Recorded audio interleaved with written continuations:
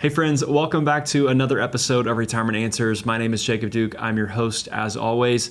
This week on the show, I wanted to talk through a common question that's in the back of every retiree or pre-retiree's mind, and it's the question of how much is enough? Do I have enough saved? How much do I need to have saved for retirement?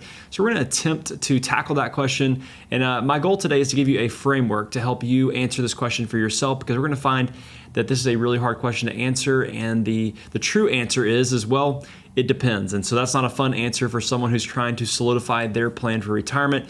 But we're going to see here in just a moment a framework that you can use to help figure out what is enough for you specifically in your situation. So why are we even talking about this question? Well, it's the question that's on everyone's mind. Basically, the biggest fear for retirees is running out of money. And what this question is answering is how much do I need to not run out of money?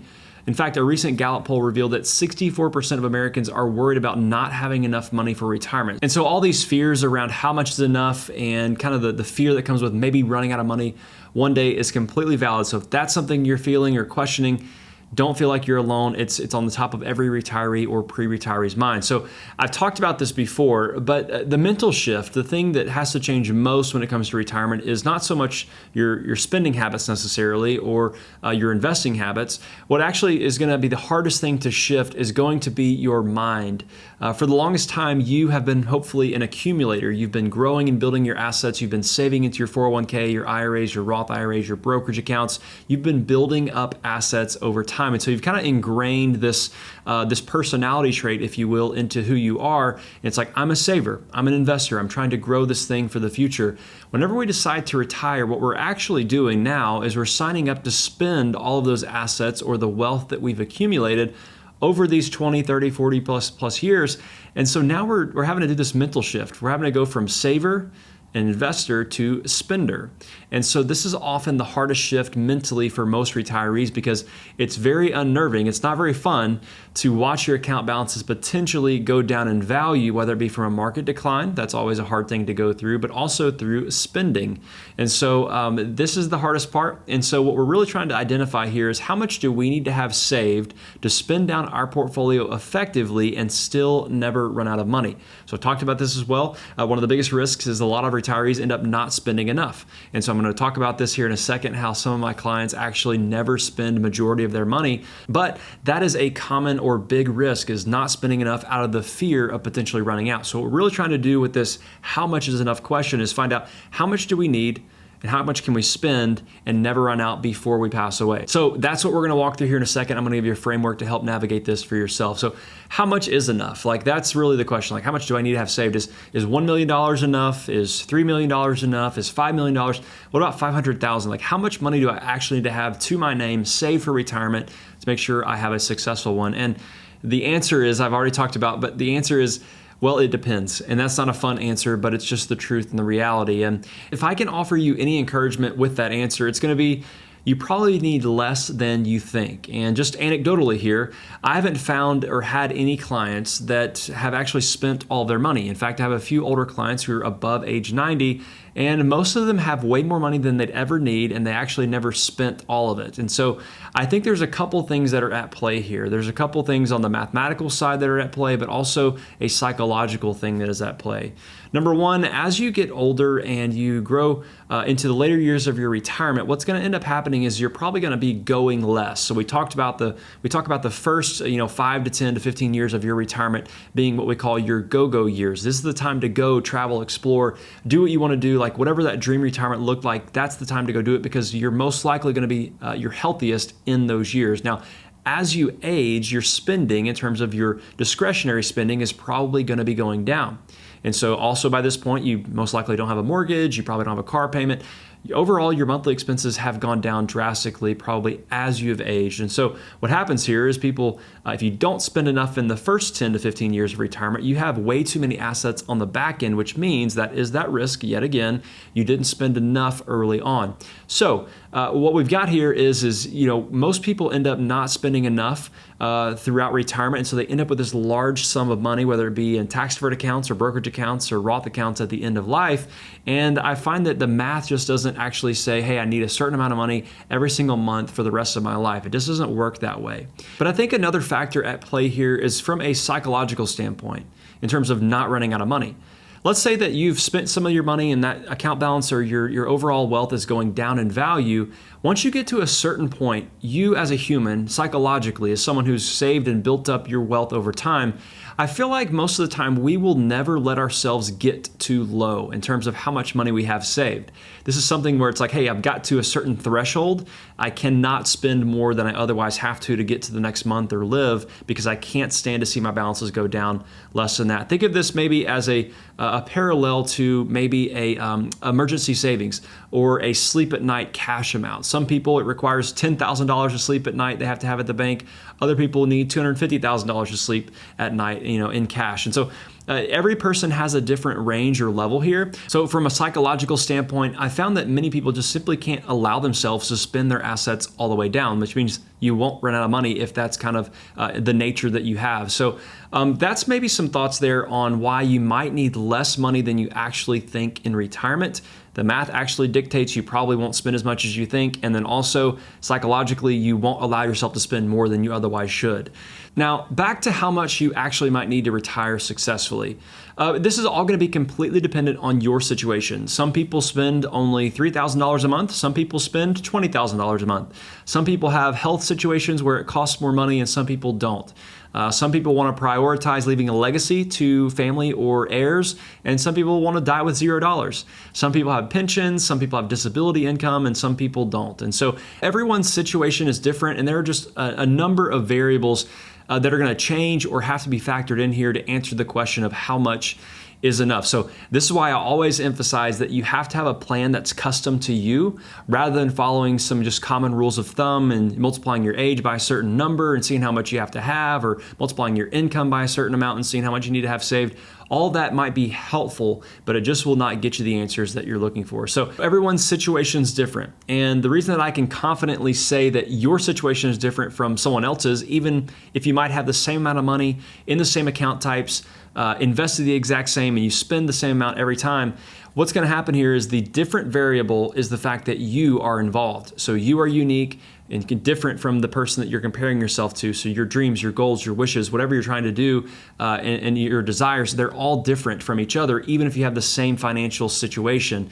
So the variable that's different is always you. That's why you have to have a custom plan based on your specific needs. So with all of that said, I want to give you a framework to help you figure out how much is enough for you. So here is the framework. I want to explain it to you, and then we'll walk through these each step one by one. So the first one is you need to know how much you have saved. The second one is you need to know what other sources of income you might have in retirement, such as a pension or Social Security.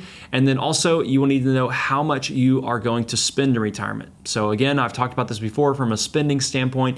I like to have two numbers: how much you need to get by to the next month, so your bare minimum spending, but then also your desired spending. So two different numbers. We want to know both of those. So let's start first with the last one that I mentioned, how much you're going to spend in retirement, and then we'll go back to the other two. So for spending, you have to know this number. You have to know how much you're going to be spending on a monthly basis from you have to spend it amount, but then also what is the additional top that you would like to spend. And the reason that this is so important is because everything in retirement around your success and the success of your plan comes back to spending. It always comes back to spending. So if you spend a ton of money, that means you need a ton of money. If you don't spend much money, that means you don't need as much. So how much do you want to spend? How much can you spend? What is the minimum amount you've got to spend to go to the next month and just survive another day? Those are the kind of numbers that we want to look at. So maybe you spend $5,000 a month, or maybe you spend $10,000 a month. Regardless, you have to know how much you're spending and what that will look like. So what you could also do is say, hey, what's my current spending right now before retirement? But then you can evaluate what will it be in retirement. Perhaps you have a car payment that's going to be finished before retirement. Maybe your mortgage will be paid off. Maybe your spending will go down in retirement, or perhaps it will even increase. And so all these things, and factor them in, that is what you have to do when it comes to evaluating your spending. So the second thing is how much do you have saved?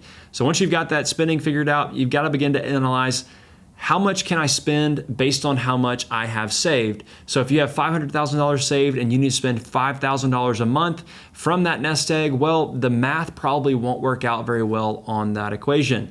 Now, if you've got $3 million and you need to spend $5,000 a month, you've got more than enough to meet those spending needs. So you've got to know how much you're spending and then evaluate that compared to how much you have saved. And so what I'd like to encourage you to do here is figure out how much you have saved and then say, what can this portfolio produce from an income standpoint? Now, there's a bunch of different rules out there. The most common is the 4% rule. I'd probably encourage you to use maybe the 4.5% or even stretch it all the way to 5%. Now, the reason I can say that is maybe because if you invest those assets properly along the way, you might can have a little bit more leeway there in terms of not only spending just 4%, maybe slightly more.